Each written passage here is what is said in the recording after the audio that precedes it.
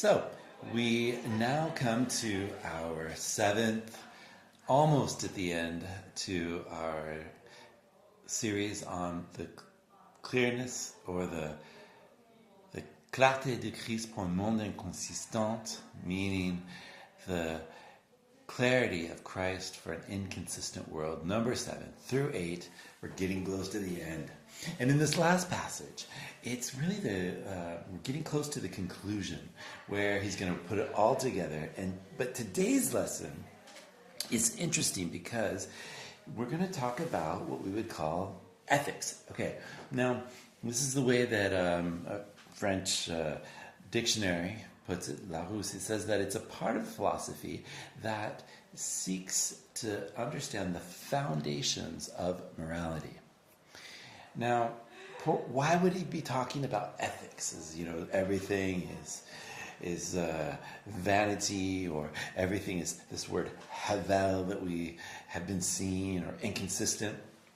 Well, it's very important chosen steps that he's taking here.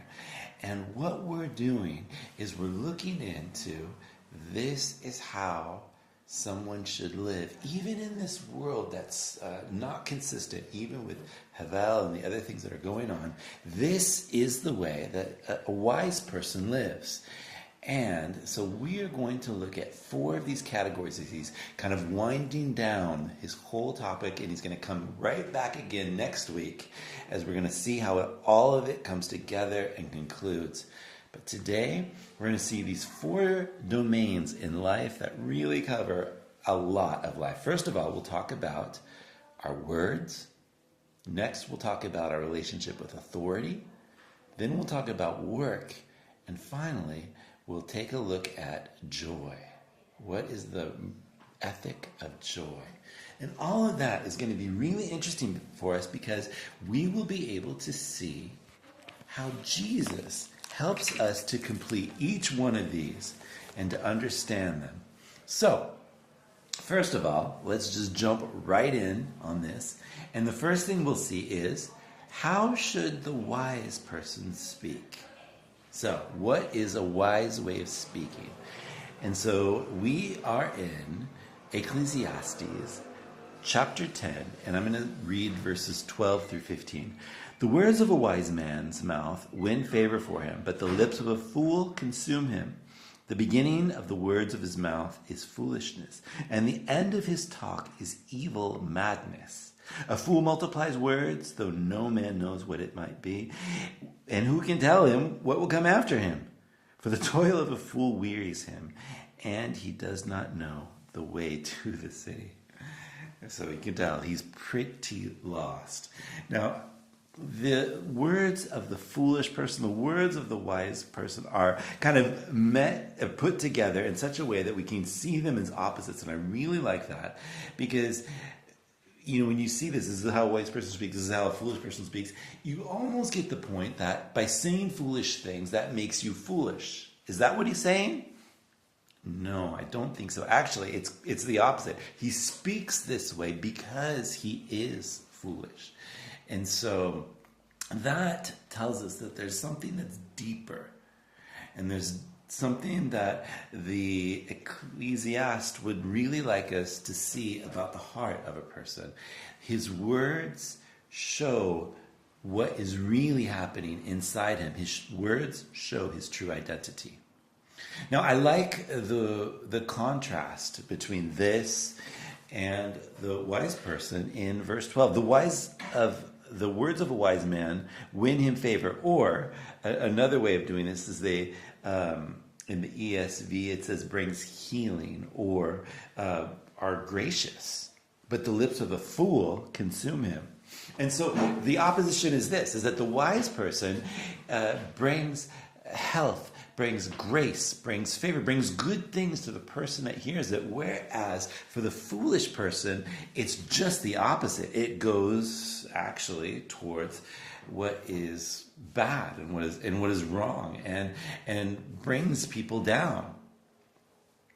Now, it makes me think of a couple that I know, and that have been so instrumental for us as a pastoral couple over the years when I've been in various situations and I've just needed a word, and how I've called them, and how they really spoke into my life. And I was actually just thinking about not too long ago when Becky was doing a conference, a women's conference, and the wife came and she spoke, and how it was such a blessing for them. But we were at a very interesting point in our ministry, and we had a lot of questions, and we really needed help. And the way that she just graciously spoke to us on this one occasion, and it wasn't like she was sitting us down and giving us a lesson or anything like that, but just very lightly in conversations and very encouraging. And I tell you, these words stick with me even today. And that's the way it is with the wise person. Their words said simply, maybe an illustration, maybe something said just gently or in a conversational way. And it has this power of sticking so close to our heart that it just stays with you forever. Now, put this on one end, and then let's compare this to the way that the fool talks. And foolish talk is very different. First of all, he's consumed with them.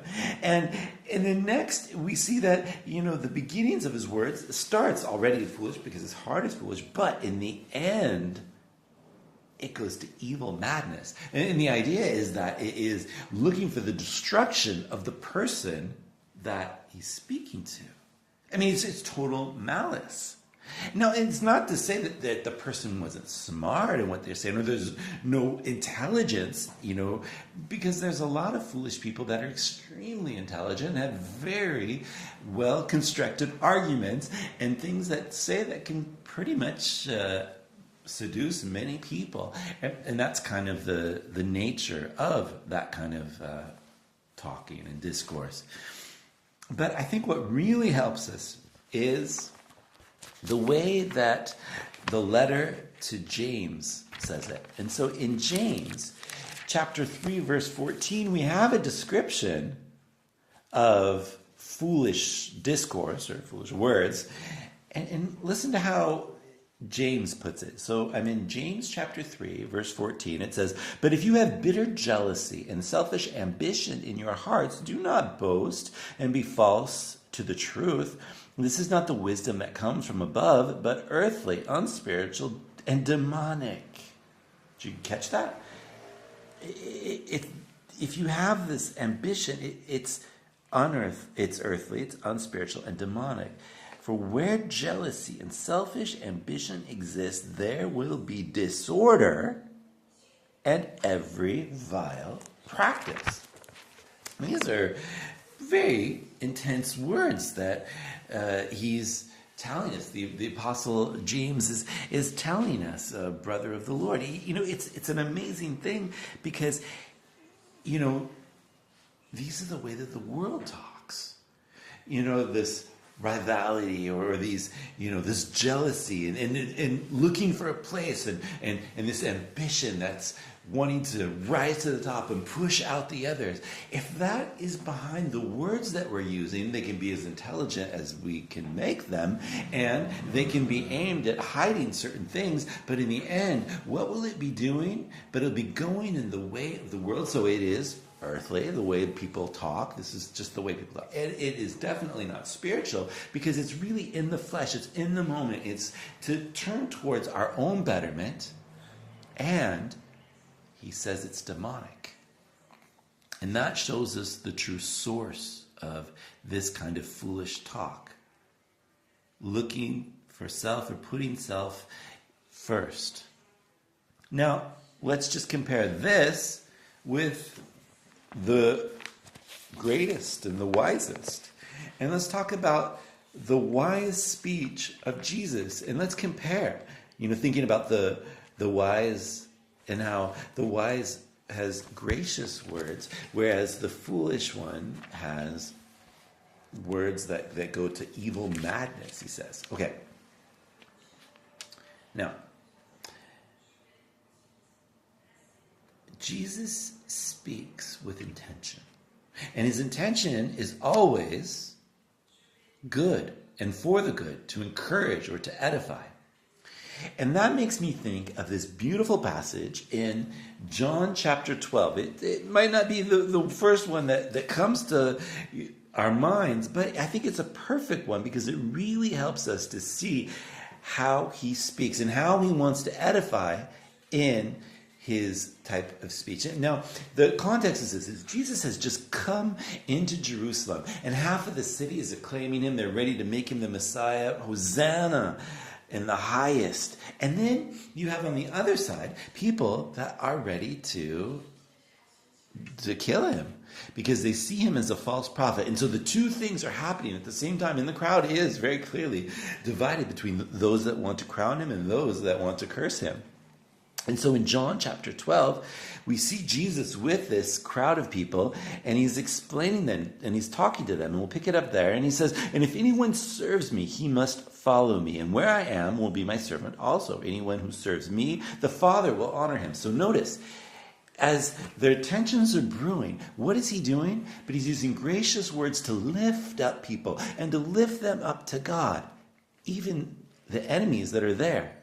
And so he says, if you want to come after me, you must follow me, and the one that serves me, the Father will serve him. Now my spirit is troubled, he says. And what shall I say? Father, save me from this hour? But for this very purpose I have come to this hour. Father, glorify your name. And then a voice came from heaven and said, I have glorified it, and I will glorify it again.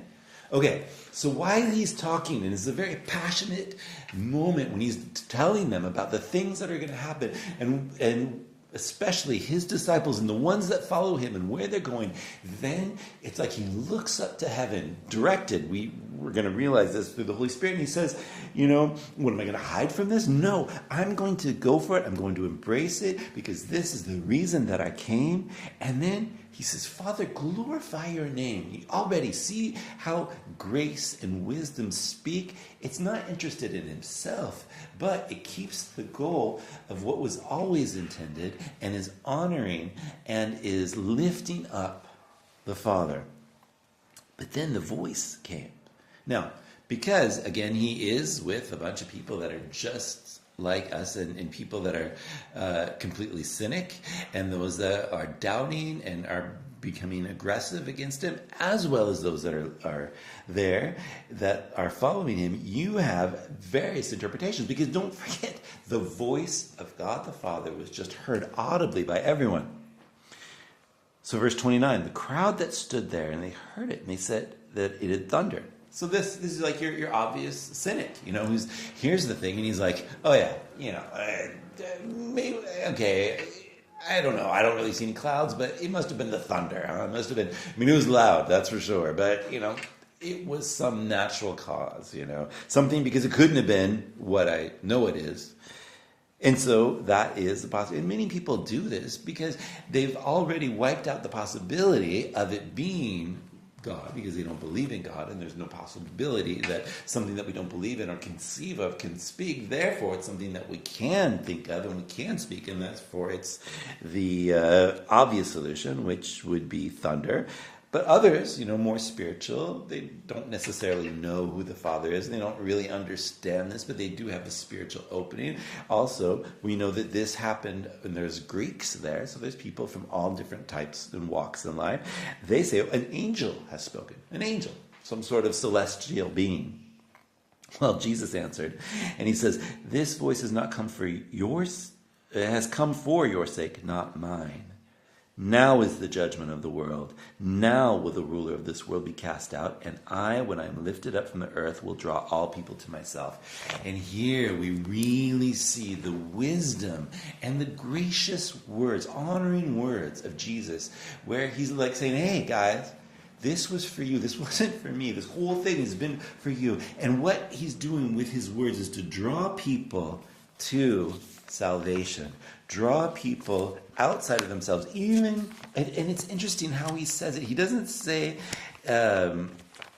listen, it's important that you understand I'm going to be, crucified here and I'm going to rise the third day. That's not what he says here. He says being lifted up. I will be lifted up and I will draw all men to myself. Again, he is using this wisdom speech, this wisdom literature that uses ideas or uses pictures or word pictures for those that are listening, that it just so easily and permanently enters and touches their hearts and sticks with those who are open to it.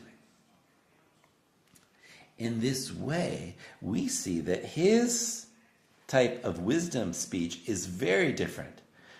To return to James chapter 3, verse 17 now, it says this: the wisdom from above is first pure, then peaceable, gentle, open to reason, full of mercy and good fruits, impartial and sincere. That is exactly what Jesus showed us. It was for peace, and it was gentle, and it was full of all reason. It was open, and it was merciful. What is the Lord showing us? But this is how the ethic of speaking that he develops, that he shows, that he gives for us and wants to work in us. So, moving from how we talk, now let's look at the second thing, which is, how then should we live with authority? How should we lead? How should we follow? So let's go back to Ecclesiastes, and I will pick up in verse 16. Woe to you, O land, when your king is a child and your princes feast in the morning. Happy are you, O land, when your king is the son of nobility and your princes feast at the proper time, for strength and not for drunkenness, though sloth and roof sinks in, and through indolence the house leaks. Bread is made for laughter, wine gladdens life, and money answers everything. Even in your thoughts do not curse the king, nor in your bedroom curse the rich. For a bird of the air will carry your voice, and some winged creature will tell the whole matter. So there is a way to obey. There's a way to lead. And again, just like it was for speaking, it is the way that we act that shows who we are inside. It's the way that we do things and the way that we live in this world that shows what's really going on where only God sees. Or the greatest of all wisdom speakers, as Jesus said, well, you will know a tree by its fruit, by the way it walks and what it does. Now, let's talk about these two different ways. Ways of following, ways of being an employee, ways of being a boss. And the foolish employee, the foolish follower, is the one who holds these negative things in their heart and is actually allowing and concentrating on all of these thoughts that are cursing the king or the boss, even in the bedroom, and saying things that they shouldn't and keeping them in their heart. Now, you would think, but he went away from where nobody can hear him. Isn't that smart? No, because he's allowing these things to fester in them. Now, obviously, Solomon isn't saying that a real, literal bird is going to hear like a parakeet and then say it again. That's not the deal. What he's talking about is what happens to all of us. We all know this. When somebody's been talking about us and they come face to face with us, or when we've been talking about somebody else, or harboring bitter feelings about someone, when we're face to face with them, because we are not in harmony with ourselves anymore, because we've been letting this sin and this negativeness within us, and the way it just kind of works as like a cancer within our heart. The thing is we can never be natural around the person unless to be an incredibly good actress. But that's actually an extreme case. But normal people can't, and that's what creates, there's that weirdness there. It's like this energy, this strange, awkward energy. Because the thing is that you might have a smile on your face or whatever it is that goes. The reality is in your heart, you've been harboring things and you are not coherent with the way you're trying to be. And it's immediately known by the boss or whoever it is that is in authority. They can feel it and they know it too. They might know exactly what you said, but they know that something's wrong, and they can see the signs written all over our face and in the things that we say. And it's just not wise. It's better to bring these things to the Lord. Also, the Ecclesiaste, the Kohelet, he doesn't just leave it there. He's also denouncing poor leaders. Because, you see, a poor leader is like the childish leader who eats in the morning, means just feasts and does whatever he wants, uses all that they have for themselves, for drunkenness and sloth, or serving their own interests in these kinds of things. You see, those people, because they serve themselves, they're hurting, and then this is why it's not wise, they're hurting the people under them, because it goes against the people that they are leading. Imagine it like this. Imagine you have like a glass of, let's just say Coca-Cola, right? And you have 4 people that are working for you, and this glass is really for them because you know that they have been working hard, they're thirsty, but instead of giving it to them, you want to take a sip. And you take a sip and another sip and another sip. And there's only so much and it goes down. Well, you have less to stop their thirst, right?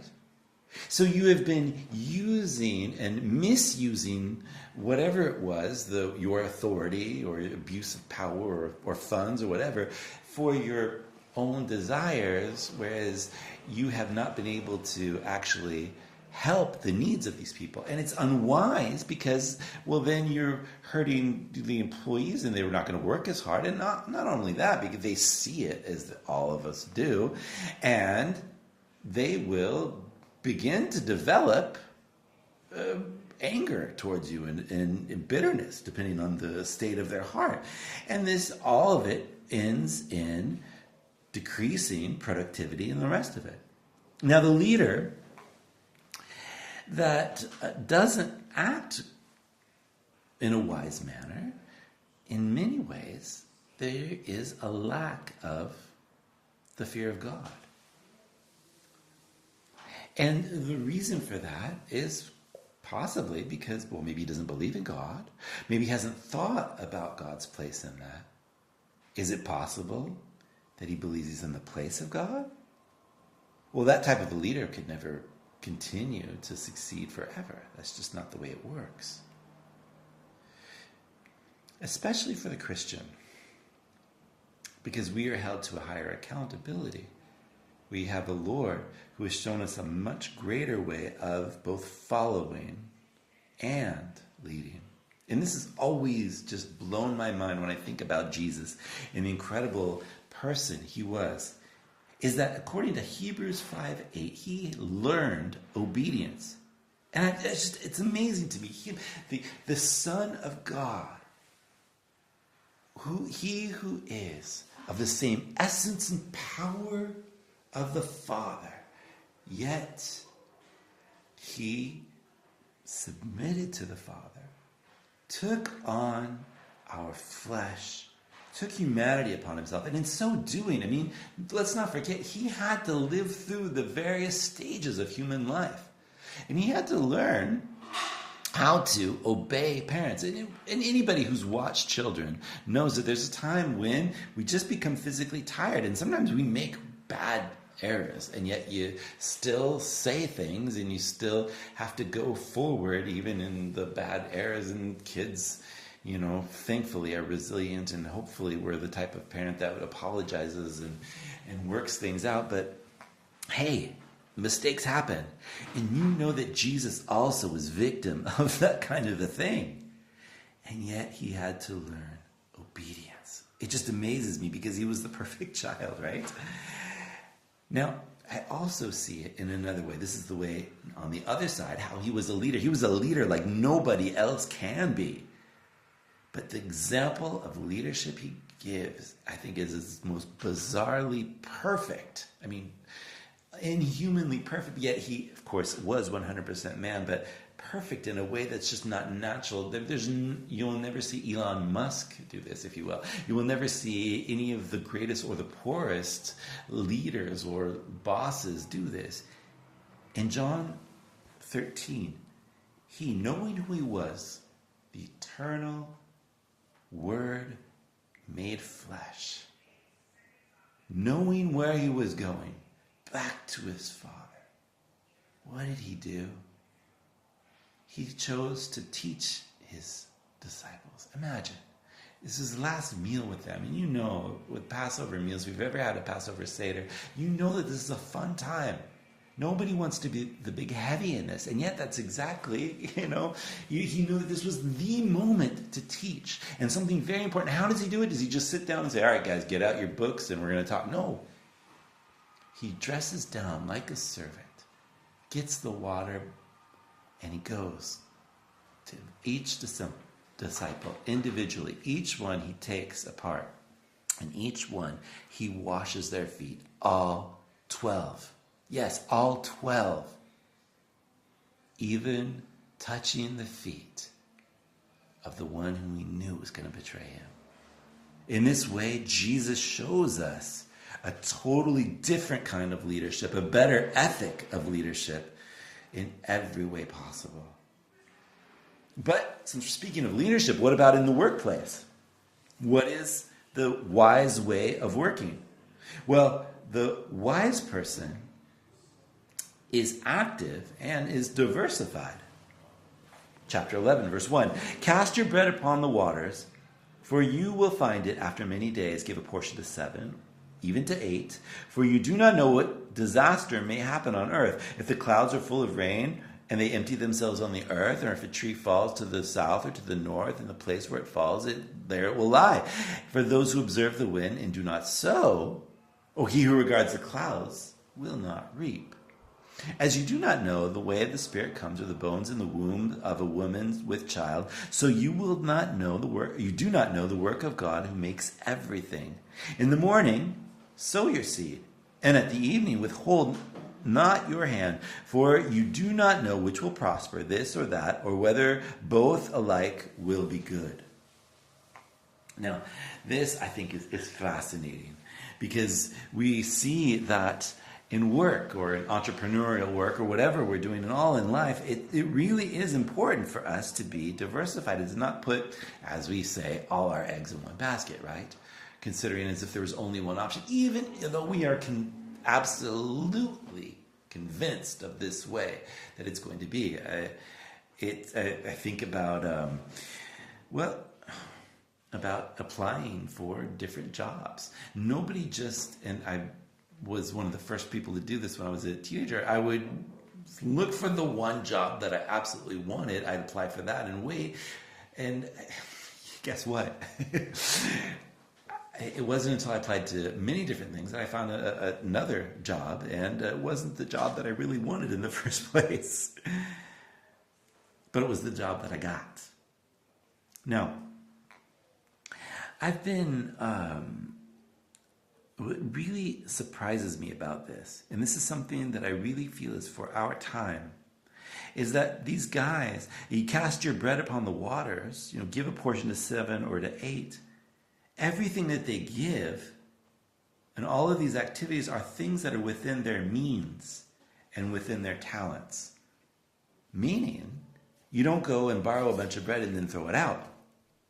You don't go beyond what you can. And yet that is exactly the world that we live in. Everything is beyond measure, where our time is stretched beyond what it normally should be, where not only worked beyond what we should be, but also like finances are exploded beyond what they normally should be or what they're even truly worth. And if things and emotions and what we watch and what we do and everything is at such extremes, is it any wonder that people come out of this like a shell and are completely empty and dried inside? It's just not wise. And so it's not wise for us to go beyond measure or go beyond our means or what we have, because, you see, it would require risks that are imprudent or just unnecessary. In the same way, honestly, is the person that's always waiting for that perfect moment. Oh, when I'll get to that because I've got the perfect plan, and I'm just waiting for these two things to happen. And once these two things to happen, then it will work, and then I will be able to move forward with my original plan, or move forward in my career or whatnot. Whereas maybe there are other steps that you could take today to get you where you want to be. Nobody ever really jumps these large steps, but everything happens in little increments that build like Legos. And the thing is, if we are always waiting for the perfect Lego set, we will never get any of the foundations of the Lego building to be built. So if we block ourselves by this being paralyzed, waiting for what the best moment, as the Ecclesiastes says, it'll never happen. And in the end, we end up making ourselves poor. So he's teaching us an activity, but an activity that is accompanied by faith and prudence. And I think that's really important because, yes, we do need to be active. And just like the person that throws their bread on the water and giving their portion, you see, you're also behind that for this to be truly in the way that the Ecclesiastes is saying, there is a connection with God. You're doing these things because you don't know. You have to do something, but you're also looking to God for the increase. And because you are looking to the Lord and you are activating your faith, because let's be honest, all over the world, people are acting in this way, aren't they? Everybody knows. You don't have to be a Christian. You don't have to understand the scriptures to know that it's good to be diversified and not have, put all your hope in one project, right? But the faith aspect is different because you see the difference between us is we have a Father in heaven who loves us and cares for us and provides richly and generously for us. And so to pull him out of the equation by our activity is a grave error that really hits us in the deepest part. It makes me think of Les Miserables. I'm sure everybody knows the wonderful play and the movies that have been made, which is such an incredible story. The books are something very interesting too. I mean, there's so many. But in the first volume, and yes, there's volumes, we meet Monseigneur Bienvenu, this incredible bishop, and I love this description that we have of him. It says, this is how Victor Hugo says, he says, there are men that work to extract gold. But for him, he worked to extract pity. Not pity in a negative sense, but like compassion. You see, he worked to, and man, wouldn't we all like to have that? Other people, they work to gain money and to get rich. He worked for compassion. And then right after that description is made of him, it doesn't just go to the moment when he's with Jean Valjean and the famous scene where he forgives him for stealing, but it actually talks about how he digs in the earth and how he provides for everybody in the monastery.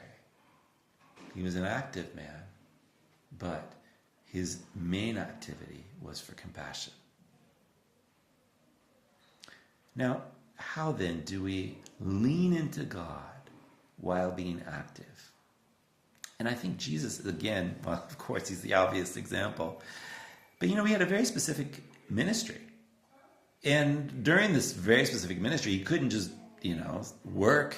I mean, the moment that the man stepped out of his house, he was surrounded by people, right? No matter where he was. And even when he was sitting down, there were people around him, and they needed him to talk, and they needed him to heal, and they needed him. But you know what's interesting? Jesus had a job. He had a trade. And so Jesus could have worked at any moment. He never needed to during those 3 years. We all know that. But he could have. And we see this in the Apostle Paul in Acts 18. In this down moment when he was in Corinth, waiting for everything to work out, he wasn't just idle, but he actually, we see, is working. And thanks to that, he meets Aquila and Priscilla, and a lot of other ministries open up. This is the kind of activity with faith and prudence that the Qoheleth, the Ecclesiastes, is telling us about. Now, from there, we go to the ethic of joy. And this I think this was my biggest discovery of the week studying. And it's something I'd never even considered, an ethic to joy. Let's go to Ecclesiastes 11, verse 7. Light is sweet, and it is pleasant for the eyes to see the sun. So if a person lives many years, let him rejoice in them all. But let him remember that the days of darkness will be many, and all that comes is vanity. Rejoice, O young man, in your youth, and let your heart cheer you in the days of your youth. Walk in the days of your heart and in the sight of your eyes. But know that for all of these things, God will bring you into judgment. Remove the vexation from your heart and put away pain from your body. For youth and the dawn of life are vanity. What is he saying? He's actually talking about youth in like a parable sort of way. It's an example. He's putting it in opposition with what's going to come in the next chapter, which is talking about the elderly state, and the third age, if you will. And that's going to move towards his eventual conclusion. We'll look at that next week. But here's what really sticks out to me. It's a command. God is commanding joy. God wants us to enjoy our life to that point. To follow our heart, not in the sense of doing what is selfishly within our heart, but following the heart in the sense of following the ways of joy and of removing pain, not in the sense of narcissism, but in the sense of doing what brings true joy and bringing goodness to our lives. It's in this sense that joy and the enjoyment of life is to be part of it. And I think that this is why in the Westminster Confession, when it talks about, the end of man is to enjoy God, I think that this is definitely a huge part of it. As we enjoy him, we are enjoying everything that comes from his hand. And that is also fascinating, is that he talks about the judgment. Meaning God will judge us, not just for what we do, but he will judge us for the joy that we've had, or the joy that we refused ourselves in the face of his great and glorious and overly generous provision. I like how E.W. Hengstenberg says it. He says, cheerfulness here is not merely permitted, it is commanded and represented as an essential element of piety. Cheerfulness is not just permitted, it's commanded and represented as an element of piety. And I think that that's important. Sometimes we get this idea of being serious is the way to go. And, we think of Jesus, and he was the one that was used to suffering, a man of sorrow. But that's not to say that he went around his whole entire life was sad. But I think that there are those specific moments marked in the Bible because it's appropriate. And also it reminds us that that wasn't the rule, but more of the exception. These were exceptional moments that were written down. I think if we were to look at the Gospels from a more contextual point of view, we would see that he begins really his ministry, and the first sign is at a wedding feast. His last speaking engagement, if you will, is during a Passover Seder feast. And what does that tell us? It tells us of the conviviality, the joy, the time that the Lord spent sitting around people and just enjoying their presence and enjoying what the Lord gave.